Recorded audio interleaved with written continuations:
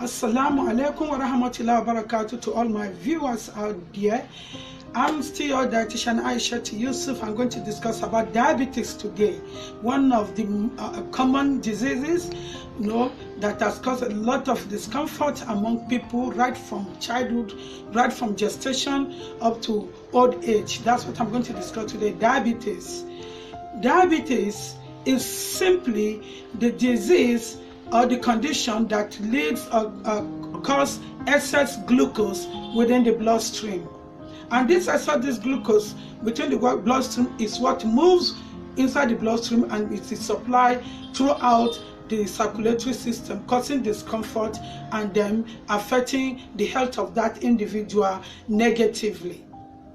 Diabetes can occur at every stage of life, even right from gestation.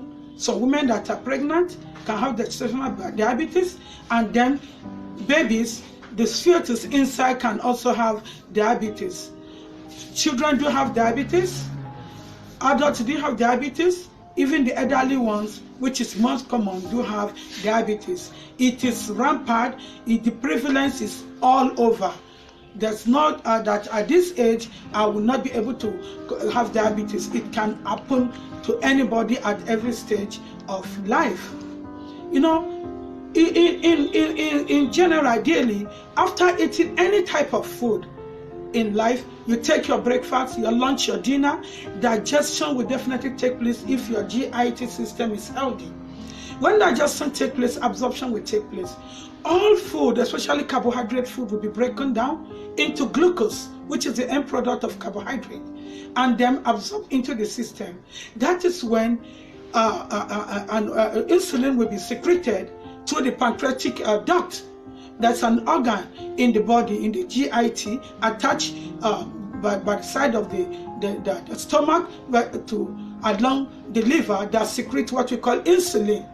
And it's when this insulin is secreted, it passes through the GIT into the bloodstream and GIT, and then remove the glucose from the bloodstream and then store it either in the liver or in the muscles for energy to be used. Not only carbohydrate food, fatty foods, proteinous food. The end product of our proteinous is amino acid, but excess of the amino acids will be converted back to fatty acid or converted back to glucose and then will be used for energy. Even fatty foods, excess of it will later be converted back to energy.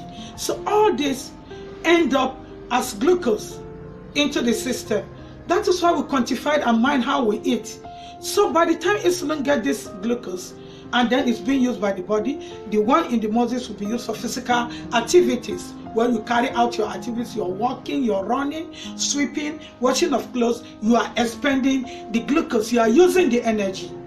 And then some will be stored in the liver in form as glycogen, in which later time, when the one for physical activities is off, then glucose, the liver will then release the one stored in it for proper energy to be used again.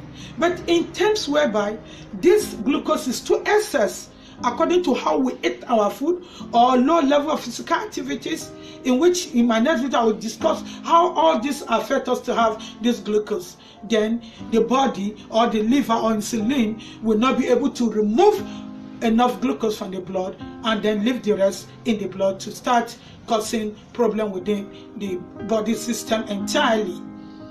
Or maybe the insulin this time around will not be enough to remove enough of the glucose we store, because we've taken excess food that are too high in glucose. So for that reason, it will not be able to remove all this excess glucose and then leaving some there because it is not secreted enough.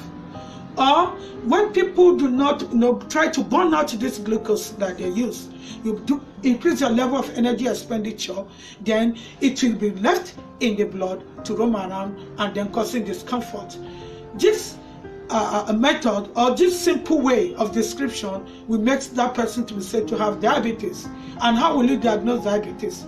Then that person will start feeling some kind of changes in life. Then you go for your checkup, in which I will discuss in my next video. I will check for diabetes and the causes of diabetes before I will go and tell you the dietary management of diabetes of any type. In my next video, I will also discuss the type of diabetes we have before discussing the dietary management, because as a dietitian, you can't just go straight forward to tell people this is diabetes without telling us the metabolism, what occurs in our GIT system or the system of the body entirely before someone develops diabetes. Please don't forget to subscribe. Don't forget to share and like. I am still dietitian Aisha Yusuf, a registered dietitian in Nigeria. Aisha Nutri Diet. You are welcome.